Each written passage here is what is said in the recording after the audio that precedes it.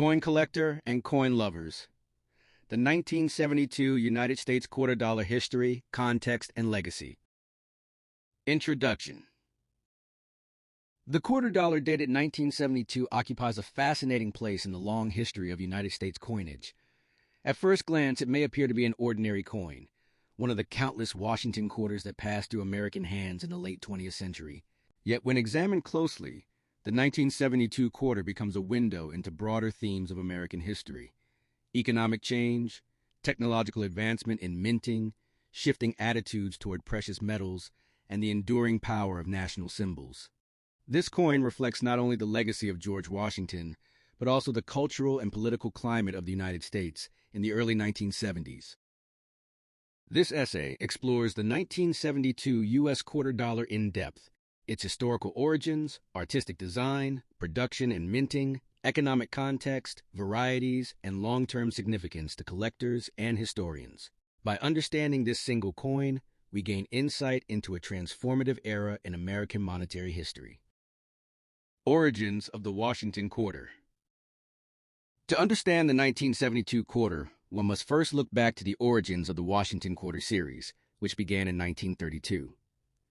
The coin was originally intended as a commemorative issue, marking the 200th anniversary of George Washington's birth. Washington, as the first president of the United States and a foundational figure of the nation, was already deeply embedded in American symbolism. Prior to 1932, the quarter dollar featured the Standing Liberty design, which many admired for its artistry, but which also posed technical problems, including rapid wear of key details.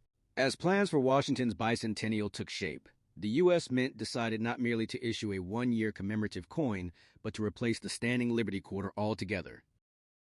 The winning design was created by sculptor John Flanagan, whose portrayal of Washington was based loosely on a bust by Jean-Antoine Houdon, a French sculptor who had worked from life. Flanagan's design debuted in 1932 and, with only minor modifications, remained in use through 1998. Thus, the quarter struck in 1972 was part of a tradition already 4 decades old. Design and symbolism. Obverse. Front. The obverse of the 1972 quarter features a left-facing portrait of George Washington. His hair is tied in a queue at the back, reflecting 18th century fashion, and his expression is calm, reserved, and dignified. Above his head appears the word liberty, a fundamental American ideal.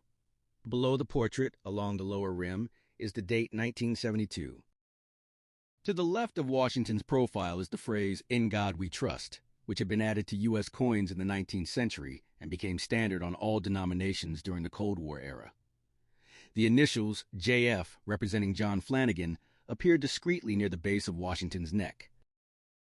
The obverse design is understated, yet powerful.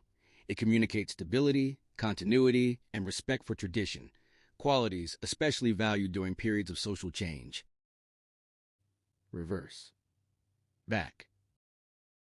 The reverse of the 1972 quarter depicts a heraldic bald eagle with wings spread wide, perched on a bundle of arrows. Beneath the arrows are 2 olive branches, symbolizing peace. Together, the arrows and olive branches represent the balance between military strength and peaceful intent. Above the eagle is the inscription United States of America, while below it appears the denomination quarter dollar.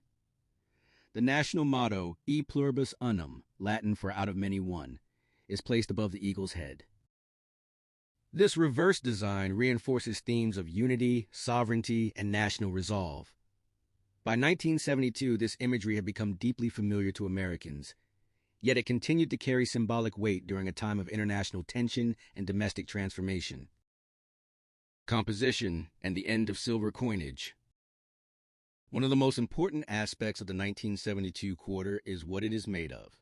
Unlike quarters minted before 1965, which contained 90% silver, the 1972 quarter is composed of a copper nickel-clad structure. Specifically, it consists of an outer layer of copper nickel bonded to a pure copper core. This change was the result of rising silver prices in the early 1960s. As the value of silver approached, and sometimes exceeded, the face value of coins, the U.S. government faced widespread hoarding and melting of silver coinage. In response, Congress passed the Coinage Act of 1965, which removed silver from quarters and dimes and reduced it significantly in half dollars. By 1972, Americans were fully accustomed to non-silver quarters. The coin's reeded edge, however, still visually resembled that of its silver predecessors, maintaining a sense of continuity even as the intrinsic value changed. Minting and production. In 1972. In 1972, the United States Mint operated multiple facilities, and quarters were struck at 3 primary locations. Philadelphia Mint. Coins struck here bear no mint mark. Denver Mint. Coins struck here carry a D mint mark. San Francisco Mint. Primarily responsible for proof coins, bearing an S mint mark. The total production of quarters in 1972 was very high, reflecting strong demand for circulating coinage in a growing economy. Hundreds of millions of quarters were struck across the Philadelphia and Denver mints, making the 1972 quarter one of the more common dates in the Washington quarter series. Proof coins from San Francisco were produced in much smaller quantities. These coins were not intended for circulation, but were sold directly to collectors as part of annual proof sets. Proof quarters feature sharper details, mirror-like backgrounds, and frosted design elements. The United States in 1972, historical context. The year 1972 was a significant one in American history. The nation was in the midst of profound social, political, and economic change, and these broader forces formed the backdrop against which the quarter was minted. Political climate. Richard Nixon was president in 1972, and his administration was marked by major events such as the opening of diplomatic relations with China and ongoing efforts to wind down U.S. involvement in the Vietnam War. At the same time, the Watergate scandal was beginning to unfold, although its full impact would not be felt until later years. Coins like the quarter circulated quietly through this turbulent political environment, serving as everyday tools of commerce while bearing the enduring symbols of the nation. Economic conditions. The early 1970s were a transitional period for the American economy. Inflation was beginning to rise, and the U.S. had recently abandoned the gold standard under the Bretton Woods system. Money was becoming increasingly abstract, less tied to precious metals and more dependent on trust in government institutions.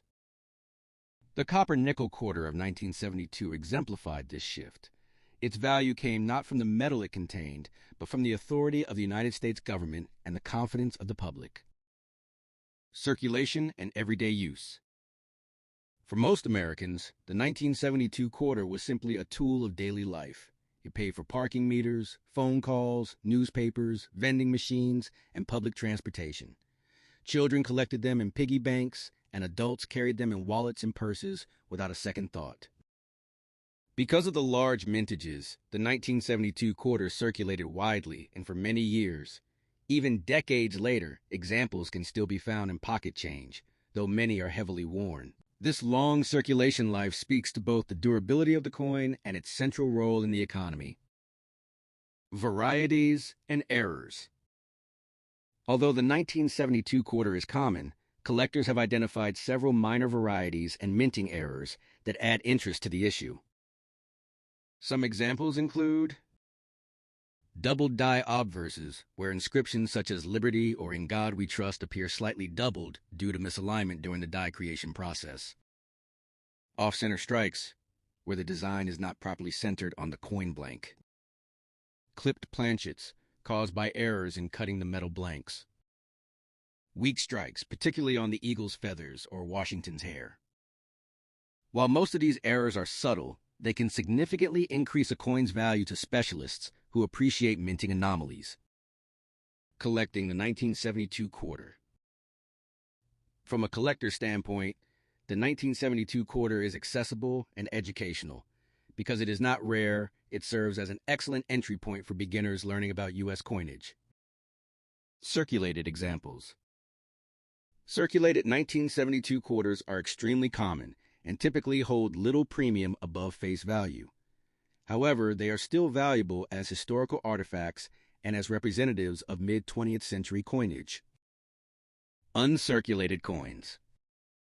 Uncirculated examples, especially those with strong strikes and minimal marks, are more desirable.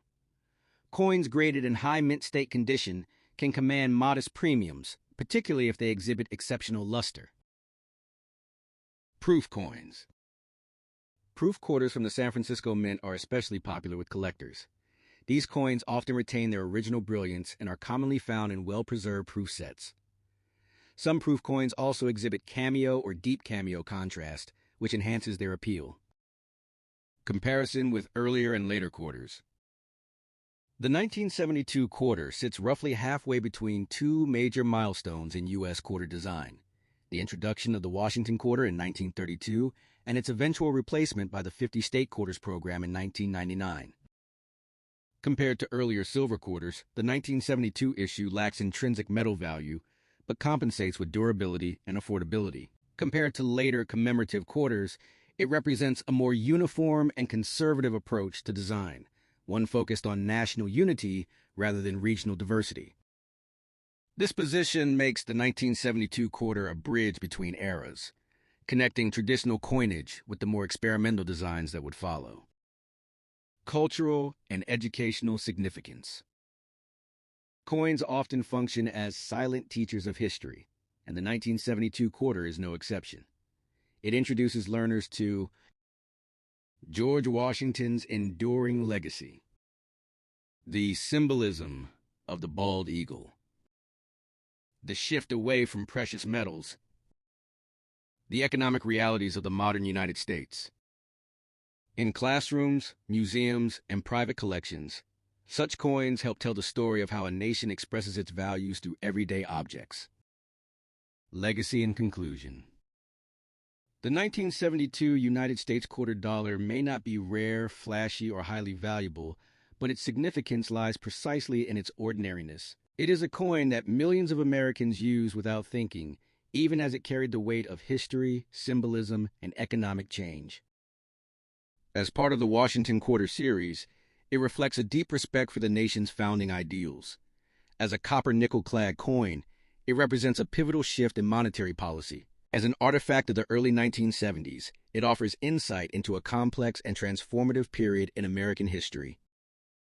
In the end, the 1972 quarter reminds us that history is not only found in grand monuments and famous documents, but also in the small, everyday objects that pass quietly from hand to hand.